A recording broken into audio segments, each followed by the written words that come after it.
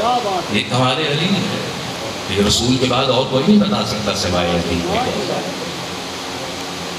یہ انہیں کا انداز ہے کہ وہی کر سکتا۔ اور کل میں نے عرض کیا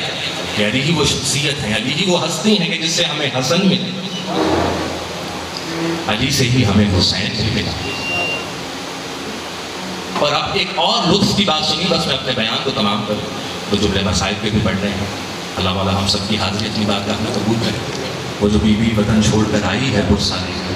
اللہ کرے کہ ہمارے اندر اتنی قدرت ہو،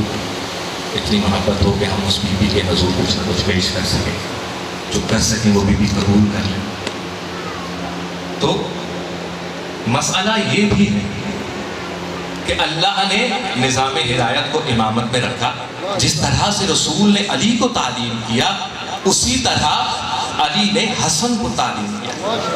اب اختلاف ہمارے درمیان اس لیے نہیں آتا کہ جب رسول بول رہے تھے علی بیٹھے ہوئے تھے، جب علی بول رہے تھے حسن بیٹھے ہوئے تھے، جب حسن بول رہے تھے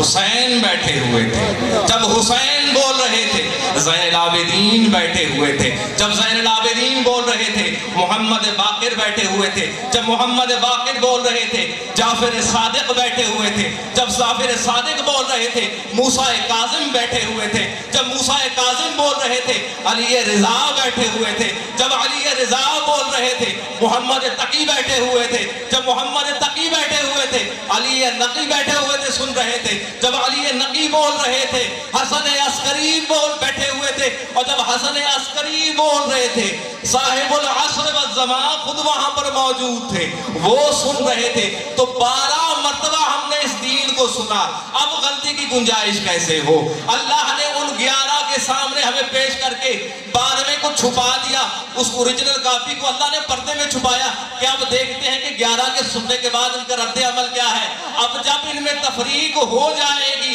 اوریجنل کاپی واپس بھیجیں گے، پتہ چل جائے گا کون